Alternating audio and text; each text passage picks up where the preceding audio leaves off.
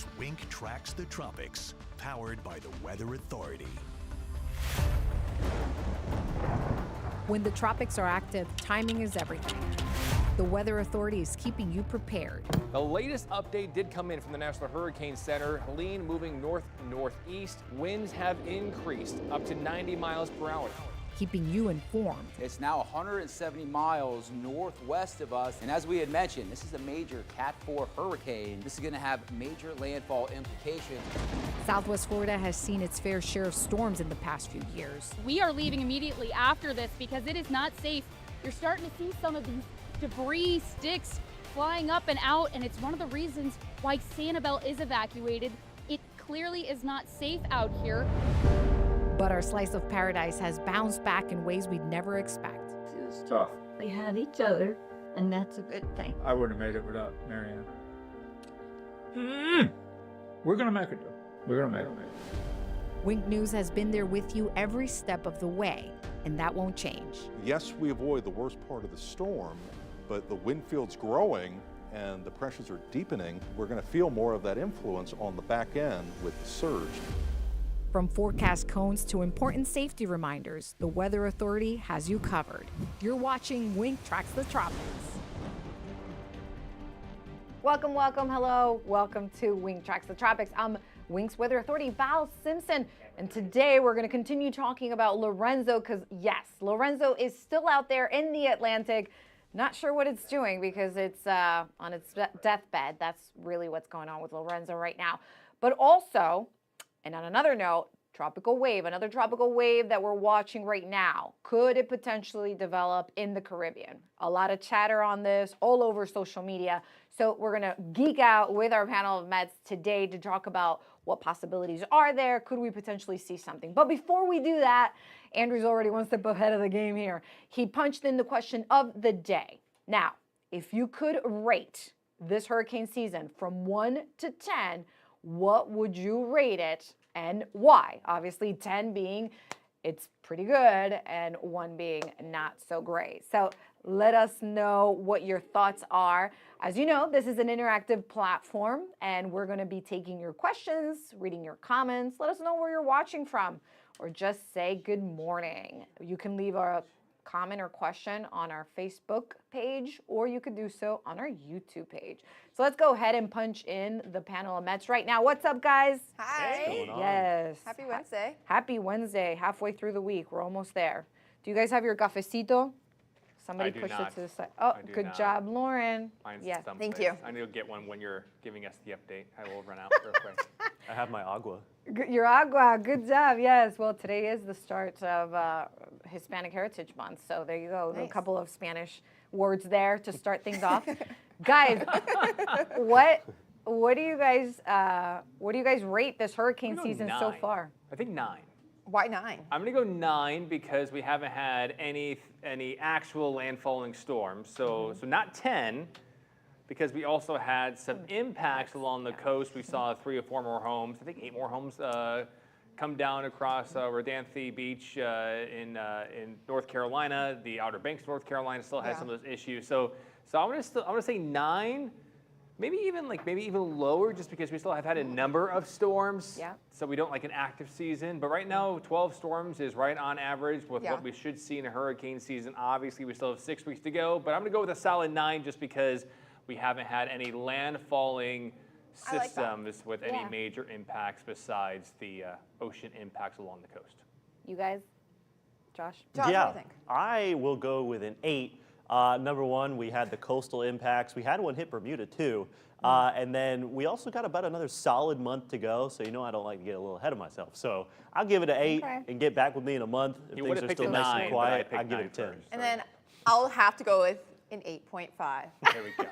There we go. Right there in the middle. Right there in the middle. I agree with both of y'all. Perfect. Good job. Well, we want to hear from you too. So if you're tuned in, let us know what would you rate this hurricane season this far and why. We're reading your comments right now on YouTube and on Facebook. But guys, let me punch you back on because what's going on right now? Why is Lorenzo still alive? What's happening? I mean, it's supposed to last longer. You know, it was supposed to last longer than it currently is, but wind shear is definitely killing it off pretty quickly. As you said, what'd you say? What was the phrase you said? Death's doorstep? It's on its deathbed. On its deathbed. It's about to die. It's about to fizzle out. I mean, if I show you the track from the 11 o'clock advisory, you guys are going to laugh. But let's go ahead and do that. Why don't I give you a quick little review of what's going on right now? I'm going to punch in just a quick tropical outlook here for everybody to see. And just to show you what we have right now in the Atlantic, which is what we were just talking about, Lorenzo right there in that tropical wave that's in the white circle that we're continuing to watch right now. It's basically nothing. But some models are hinting that it's going to be traveling west. We'll get into that in just a little bit. Before I do, let's go ahead and focus on what we have here with Lorenzo. I mean, it's been losing so much strength and wind power. Right now producing max sustained winds of 40 miles per hour. As you can see, not impressive at all. Moving north-northeast like we have been telling you for the past few days at 14 miles per hour. And this is the itty-bitty cone left on Lorenzo. Wow. So I think, yeah, I don't even know if it's going to make it through the night, probably. We'll see about that. But all of our focus right now is on that tropical wave. And the reason why is because the CPC put out their extended tropical outlook yesterday afternoon, the Climate Prediction Center. And right now they are estimating, or they're forecasting, that there's a 20 to 40% chance that we might see some development next week. So not in the near future, but you know, looking more towards October 22nd through October 28th in this area. When we look at long range models, I'm talking about the European and I'm talking about the GFS, the American model, they are also hinting, but they're going back and forth. They've been going kind of back and forth, especially the Euro, in terms of intensity and if something actually does form there. So this is the reason why right now we're just so far out from this event that all we need to do at this moment is kind of watch it and see what happens. You can see this is the American model and it has it traveling west, and then finally around next Wednesday, so I'm talking about a week from now, maybe there's a potential there for something to form, not yet sure intensity-wise, and what happens after it forms, where it would go. So no idea on track this far. And then we're going to switch it to the Euro so that you can see.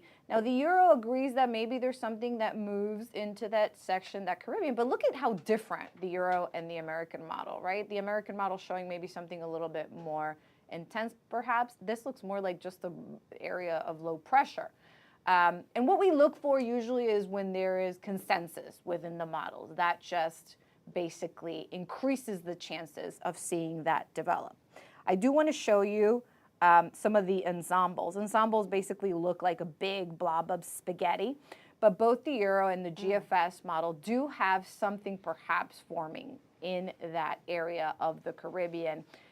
If we are going to pinpoint and kind of look at it, you can see mostly very close to Central America, staying south of Cuba. If you look at the spaghetti models on the Euro ensembles, you can see that most of them are all hinting and pointing and staying in that west direction. However, when you look at the GFS, the American model, notice how some of those spaghettis do run up the Dominican Republic, Haiti, that area. So as you can see right now, there's not 100% consensus really, but they're both hinting that maybe we could potentially see something in that area. Some things to keep in mind is that we do have those sea surface temperatures that are available to give out all that energy that something could potentially need in order to thrive and grow and develop. But with that being said, and at the same time that I'm mentioning this, it will have to travel through a lot of wind shear, and that's what it has against. That's what's playing against it. Wind shear is also the reason why Lorenzo is not going to last as long as the original forecast were saying that it was going to. It's been battling and dealing with a lot of wind shear and also a lot of dry air. So before we bring in the panel, I just want to make some really quick observations because we've been talking about so far this season. We haven't had any direct hits, so these are some of my tropical observations. No direct hits for the United States, no landfalls in the United States. We did hear from Josh that something did go through Bermuda. A lot of fish storms at that, a lot curving to the north, in part thanks to that Bermuda high. And then no October Gulf development, which is also kind of, we're already October 15th, we're halfway through the month. Haven't seen anything there, which I'm very grateful for. I do want to say that, and I don't want to jinx that. So let's go ahead and bring the panel, guys. A lot to discuss here and kind of dissect. I know there's nothing really that we're watching at this time, so I want to make that really clear. But one of the reasons why we have this episode is to kind of geek out about the tropics. And I know that if you're tuned in, Lauren is laughing, but if you're tuned in, I know that you probably like to geek out with us as well. So it's more about, you know, what are we seeing right now? What could we potentially see? And that's really what this is. It's just a conversation on that. With that being said, you guys, what are your thoughts in terms? I mean, I think that right now for the next week, there's nothing for us to worry about. For the next 5-6 days, we're good. We're in the clear. least, yeah. Let's enjoy. But then after that, what are your thoughts about potentially seeing something in the Caribbean? So I think I wrote an updated article on winknews.com and the Wink Weather app as well, the Wink News app also. Kind of breaking down, you know, why we're watching this, but also not to be too alarmed with it. Only reason why I think we really have to talk about it on today's episode, as well as just even online, is that we already have friends, counterparts, individuals who are meteorologists, weather aficionados, all posting about some of the model runs already. So it's best to get on top of it and mention, hey, we're watching this too. This platform allows us to share a little bit more than what we traditionally would on TV. Just because on TV we're trying to have it be 100%, watch exactly what we're saying, make sure that we're not worrying anybody. But right now, I mean, there's nothing to be concerned about currently. It does look like there could be some development, but it's great to see that there is a spread currently in the models. European ensemble doesn't have as much development as the GFS. Even the GFS and European development that we do see, all those models have a strong front that moves through Florida next weekend, which would cause that system to stay to the south. That front could actually pick up that system and have it move off into the Atlantic east of the state of Florida. Now, if you recall from yesterday's episode, we talked about how these systems and fronts will interact with each other at this time of year, causing the steering currents to be rather erratic and also hard to track from time to time. But there's some more in-depth information too in that article on winknews.com if you want to look to see what we were saying this morning in the news. But I'll let even Josh weigh in too, just because, you know, we're watching a lot, but we're not concerned with anything at all because we're not seeing anything actually develop in the Caribbean until the middle of next week. We're very much so in the let's watch it, let's just have a fun time watching it, and we're not going to be as alarmist as some people could be on social media this time of the year. Yeah, I think the key takeaway for this is that when it comes to tracking the tropics, it's all about patience, right? You have to take things step by step. So right now, we're looking at a system that could develop 7 to 10 days out. At this time, it's all about monitoring. All right, you're not taking stabs in the dark trying to figure out, well, it's going to go this way because this is going to be steering at this and that. We look at signals, right? One of the signals that we're seeing right now is a pretty solid signature, not only from your conventional physics-based models, your GFS and your Euro, saying that, yeah, there could be something developing down there. Some of the new AI models showing the same thing. A little too far out at this point to say if it will hold together and where it will travel, right? Zach mentioned we have fronts that are going to be moving in throughout the state of Florida, right? The timing of those are very important. I've seen some high pressure systems that could shape up, perhaps keep, if something forms, a little bit more so to the south, heading towards Central America. There's a lot of possibilities here. And don't forget, one of the possibilities is that nothing develops at all. All right, that's how far away this system is. So that's why we're just going to continue to monitor it over the next several days. We'll update you every day too, right here, online, on air. My piece of advice is just check in once a day. We're kind of at that point right now. And let's say we get to the end of this weekend, the start of next week, and that signature becomes a little bit more solid that, yeah, something is going to develop. At that time, we can look at those steering patterns in the upper levels of the atmosphere and actually determine which path it's more likely to take. So everything's kind of step by step, and that's exactly what we'll do for you. Guys, how important is to find consensus within the models? That's the whole point of having those models, having that consensus together. That's what we're constantly looking for.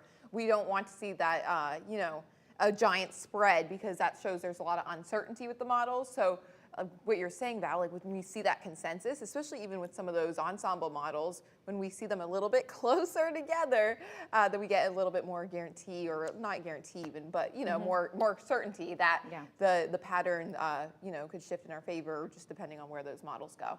And there is a time element always to consensus models as well. When you have time like this particular system, you're looking 10 days away.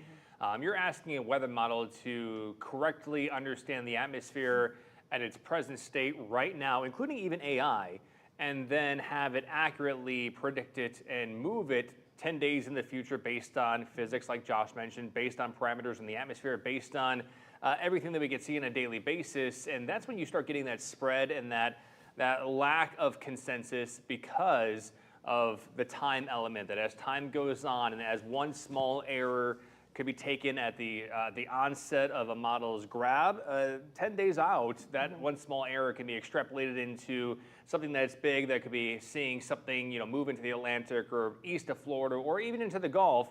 And, it starts getting people's attention, but it always has to be taken at that, taken as an error, taken as a grain of salt and not taken as what is going to happen. So always keep that in mind when we're looking this far in advance.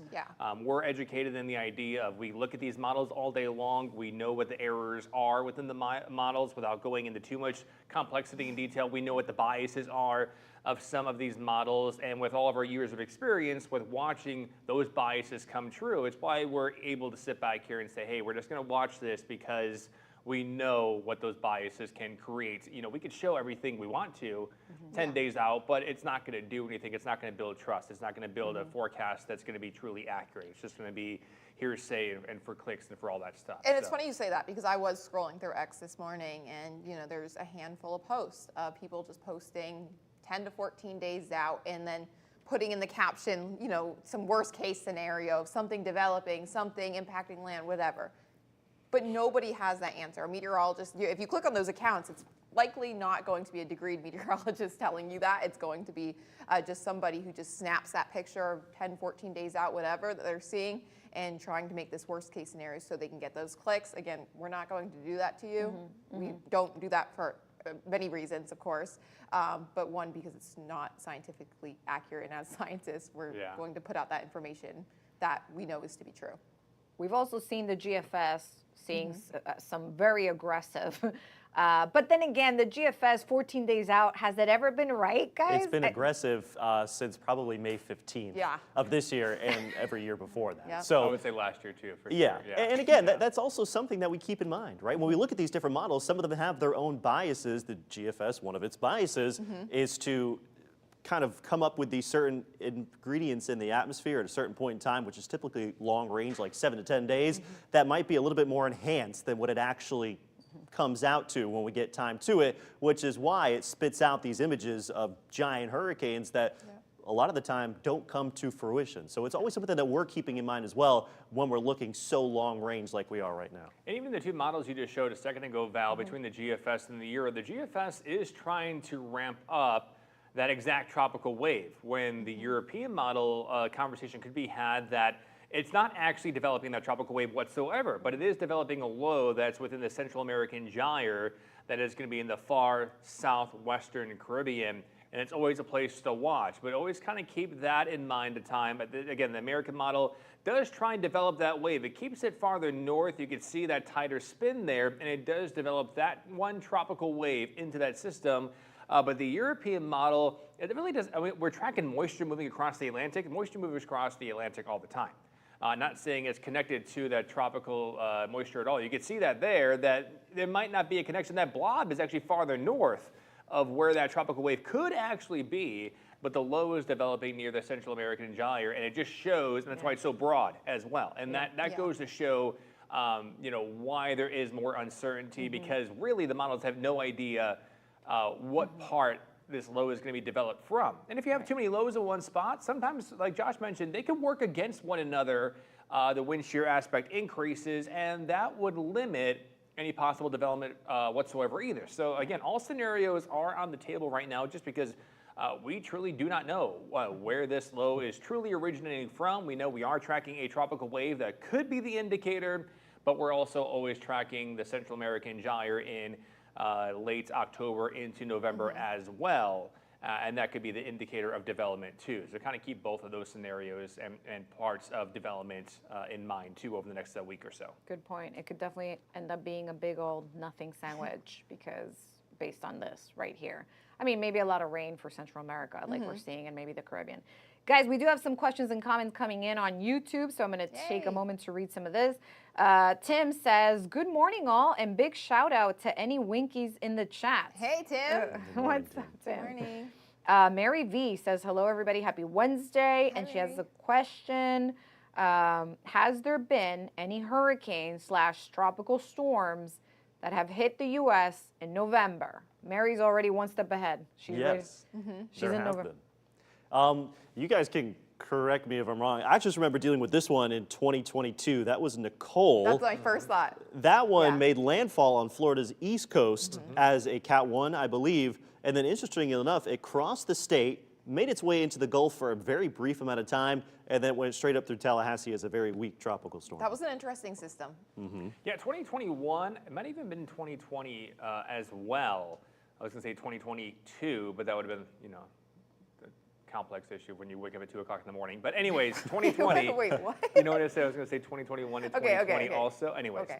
you know, words. You're doing great. More But coffee. anyways, I forget what year it was, just because COVID and that whole mess was a tricky Yeah. situation. But the biggest thing is that the year we went into the Greek alphabet, now the Greek alphabet is gone, but the year we went into the Greek alphabet, that was the year that just kept on producing stuff. And it was late October, it was November, and it was, I think, even in early December, we had one of the latest forming, I don't even know if it was Omicron. I mean, there was something. It was crazy. That we went well into the Greek alphabet. I forgot how many storms. I think it was like 23 storms, 24 we had that year. I know there's 25 letters in the alphabet, but the National Hurricane Center doesn't include half the letters anyway. So we were very much into the Greek alphabet. I think it was 2020 or 2021 that we had development, even near the United States with the Greek alphabet there. And that was so confusing, having the Greek there alphabet. you go, Mary. That can be 2022. So yeah, so you can expect. So yeah, we're not out of the woods. The last day of hurricane season is November 30th. So just to let you know. Mary has another question though. She says, I have another question, and I know that we're not in winter yet, but how does El Nino and La Nina affect our cold friends, and how do they think we're going to have a good winter this year? And do you think we're going to have a good winter this year? Yeah, I think we can all talk. Constitute good. Wait. Yeah, we needed to know. I don't know. What do you want? What is Well, good? yeah, good sounds like it's very left up to personal interpretation. Yeah, she said. It was cool the last couple of years. It was rainy. Good for some people who are here compared to the rest of the country. It's always good down here, but unfortunately for some of the boaters out there and the people who come down to be on their boat, the last few winters have been bad for them because they want to have more boating weather. But for us here, people who live here like us all year round, we want it cooler and dry. I'm gonna guess good is cool and dry, but it looks. What was the Farmer's Almanac, Josh? What was that? Well, I forget what that one is, didn't come out. but yeah, based on, you know, if you look at the climate phases like that, if you're talking El Nino and La Nina, that it should be warm and dry. But again, you know, a couple good cold fronts will knock that out of your brain immediately. So again, I think we kind of just go into every winter kind of with the same outlook. Again, sometimes you have signatures where you're expecting a few more storms out there, but nothing stands out too much this winter. I'm trying to remember if it was last year or the year before when we had a really cloudy winter. Do you guys remember that? Yeah. It was like it was every single day. It was just this cloud cover. We didn't like get the much Midwest. rain. La Nina had that impact. La Nina involves way farther south of the jet stream, which kept the cloud cover, kept the rain intact. It got us a lot cooler. We've had La Nina winters the last 2-3 winters. Yeah. The last El Nino winter we had was the winter from 2015 heading into 2016. And that's when we had a couple, I think it was 2022 as well, we had an El Nino winter. Those do coincide with our severe weather. We could get more of our tornadoes typically in our El Nino winters because of the fronts and just the way that pattern sets up. So our El Nino winter season, thankfully it's not going to be this year, but that does coincide with more severe weather for us here in South Florida, the entire southern peninsula. I recall in 2015, heading into 2016, I think we were under a level 1 to level 2 risk of storms almost every single day because of that threat of severe weather, and we had it. And we had a lot of strong fronts move through, a lot of strong lines of rain move through and storms move through the area. In the last couple of years, I don't recall seeing as many straight line storm events in the wintertime when that was pretty typical from 15 to 16 to 17 and even into 18. Guys, I have another question coming in. It's from Andy. He says, hey Val, hey Lauren, and his question is, will these cold fronts... Hi, Zach. No, not for you guys. I'm just kidding. Yeah, come on guys. Let us Thank- have our moment here. Andy's question is, will these cold fronts in northern Gulf stop this system from developing? And I know that Zach touched on it earlier. Yeah, I mean, Val Lauren, he's asking you. Yeah. I got it. I mean, it definitely can help push those systems out of the way, of course, and it has an influence. So we do like this time of year because when we start to see those cold fronts pushing their way through, that allows a kind of a natural barrier of those storms, so keeping it far away. So again, it all has to do with, I mean, just the positioning of those fronts as those storms are developing. So kind of very technical, but it does have an influence, and hopefully a positive one in the sense that, you know, if we get those fronts moving through, like you mentioned next weekend, you know, that can help to kind of steer things Yeah, if the away. timing is right and it's way low, it's going to help steer it to the Atlantic before it even tries to turn into the If Gulf that's the Andy I'm thinking about, he's a pet rooster, by the way, and I love the rooster. Yeah. Is it? Let's see if he's listening. Okay, guys, Aaron says in 2020 there was 30 total storms, so it was a very busy year. There we go. So that's That what he was the said. year. Thank you, Aaron, for tuning in, and thank you for the stat. We appreciate that. Yeah, very cool. So we have people right now commenting. I'm going to go switch now to Facebook because we have some more questions coming in, and we'll take a look at those. But overall, yeah, Wayne says, Wayne B. Hi, Wayne. Thank you for tuning in. The biggest thing is people need to stay away from the social media hype. Very good, Wayne. We agree with you. Amen to that. Yes. We can't stop them. We can yell at them, but we can't stop them. But sometimes after a while, you know, if you see a bunch of them, you can kind of start to pick out, you know, what's there for clicks and hype and what's not. And, it, you know, after a while, it kind of becomes easy to discern. The hard part with social media, too, is that it's not displayed in a time-sensitive way. So you really don't even know. You have to dig sometimes to go, when was this even posted? Yeah, you know, what date was this at? I mean, it's like when we post the warnings, when there's tornado warnings that come through, and we get so many sometimes, especially during Milton, that we don't go back and delete them, when sometimes we should as meteorologists, because when they resurface a week later and someone sees it and they like it, and they're like, I'm thinking, are they thinking that they're under a warning now? Like, it's always... I've had it months later. I'm like, oh my gosh, like I hope they don't think like if the sun's out. No wonder you're always wrong, Josh. I mean, yeah, exactly. Whoa, this guy. Everyone always says the 50% correct. I'm like, well, you looked at a post from 8 years ago. And you're like, I don't know. So, and Wayne continues saying, much too much doom and gloom. They show one model and speak as if it were gospel. It's a wave, not an actual low, and models can't initialize correctly. Have a wonderful day, everyone. So thank you, Wayne, for tuning in and for your comment. We're reading you here, and we agree with you. And I think that's exactly why we do the Tracking the Tropics, you know, to be able to break down exactly what is happening, that nitty-gritty that we can briefly talk about on TV, but, you know, a closer platform to talk with y'all about how, you know, we're just watching things. Absolutely. Guys, we're kind of short on time here because I see sometimes you have these episodes and you're like, oh, what are we going to talk about? We have to dissect what's happening, and then it goes by so fast. However, I do know, Lauren, you had something prepared for us today. I want to get to that, so go ahead and take it away. Yeah, we made it officially. Rainy season ending today, dry season kicking off today. So we are officially in our dry season. So if you are a fan of that drier air, you're going to like the next few months because we only see about 23% of our rainfall during dry season. The rest of it, 77% rainfall happens during the months of May through October. So again, out of rainy season into dry season. As of today, today's that kickoff day. Of course, Mother Nature doesn't know that, but I mean, it kind of does because given our forecast over the past few days, and really, I mean, we've had a nice stretch of weather with all the sunshine and that high pressure and control and blue skies. But high pressure or dry season in starting today, going through about April. You know, we see our most rainfall, of course, during those summertime months, and we're officially out of summer. So we're here for dry season. I love it. I love dry season. I don't know about you guys. I know that we have less to talk about when we're on air, but I do enjoy it very much personally when we're out and about, especially on weekends. It's nice to get out of that pattern of, you know, those afternoon storms and scattered storms. Sometimes our 10-day oftentimes our 10-day forecast during the summertime, scattered storms every single day. So it's nice to see a break of that when we can put sun and clouds overhead or just a few showers. I know, I love that. Guys, any takeaways before we leave from this episode? I think we covered it good. Again, just tune in, you know, if you're tuning in now, tune in again tomorrow and on Friday as well. As we get a little bit closer, as we're tracking that wave, we'll start to get more and more information, become a little more confident, and hopefully we'll just knock this one out of here. Yes. And the work coffee is good, but it's not as good as Andrew's Southern Pecan coffee yesterday. Just- Oh, Andrew's my saying word. like, sorry. Yeah. Maybe Yeah, he'll bring missed some that. tomorrow. What the heck? Cheers, everybody. Cheers. Thank you Cheers. guys for being part of the panel. And thank you for tuning in. We'll catch you tomorrow.